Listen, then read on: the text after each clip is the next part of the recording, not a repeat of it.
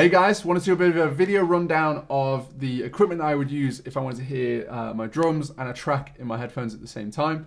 I'll link all of this stuff below, but just a run through. I've got here an Alto ZMX, which is the smallest mixing board I could find with built-in effects. So that's the cool stuff, that's what we're after today.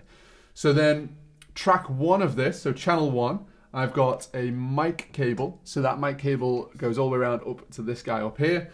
And then in track two or channel two, I've got a cable plugged in which connects to my phone, which means I can play songs. Both of them can be adjusted in volume separately. And the other cool thing, because it's a mixing board, in the strip, so the channel strip, the one going down, you have an EQ.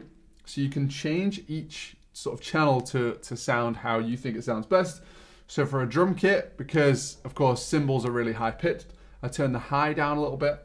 I turn the mid up a little bit and give the low a little bit extra as well. So my bass drum and toms sound really cool, and there's a little bit of quietness as much as possible to the cymbals as well. So they blend really nicely. Then a little bit further down on that channel, you'll see there's an FX. So these guys are yellow. So there's an FX one. If you turn that up to about halfway to 3/4 or so, that gives us a really good amount of the effects that we're going to build in. Then further over on the mixing board, there's actually an effects line, you'll see it. And I'm going to kind of go through and show you a few of those just to show kind of the sounds that we can get, because I think that's really important. I think you can get a dry signal out of this, which would be just what comes in through the mic, which is this.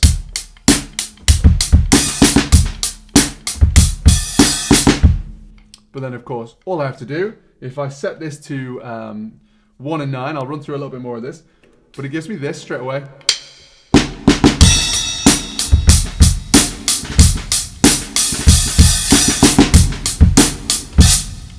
Which I think is just instantly cool to play along to. So there's 16 different types of effect, 16 different types, and then there's 16 variations of each one of those as well. So whether it's because the delay lasts longer or the reverb is bigger or anything like that, it's really, really cool. So the first one I'm gonna try, well, the first one I've got is that one that we just checked out there. I think that sounds kind of cool for generic kind of rock stuff. So anything that's just straight down the middle, just needs a little bit of reverb, that would sound good. So let's try this one.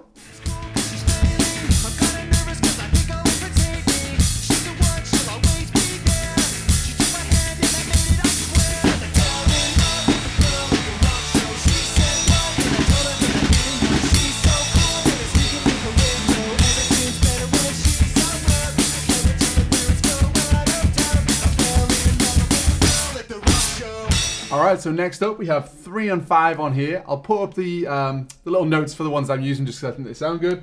This one sounds a whole lot like I'm playing in a multi-story car park.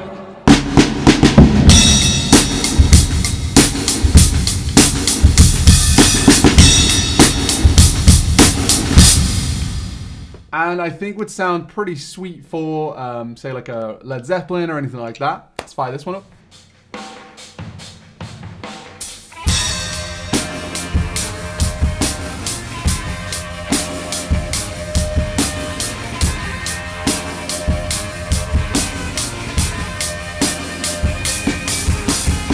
Alright, so for this next one, I have 7 and 8, which sounds like an old, you guys are going to love me for this, old kind of 80s sound.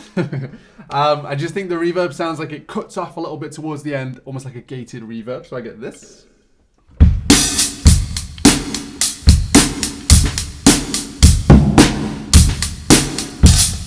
Which should sound pretty cool to Simple Minds.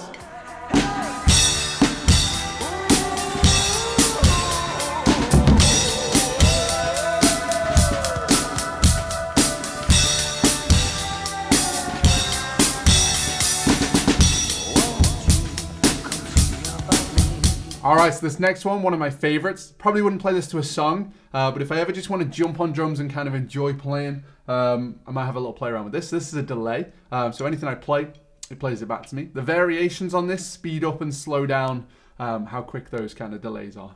Check it out.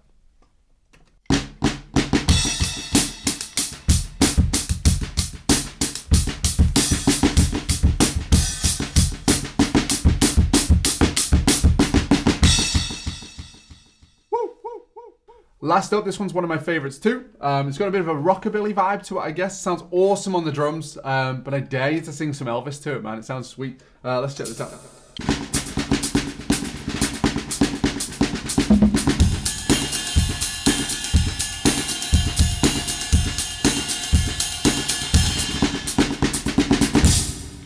Amazing. I hope that's kind of gone through a few of the bits with this. So again, I'll kind of link the bits. I just wanted to make sure you saw what it was I was recommending rather than just buying stuff and going, this isn't what we thought it was.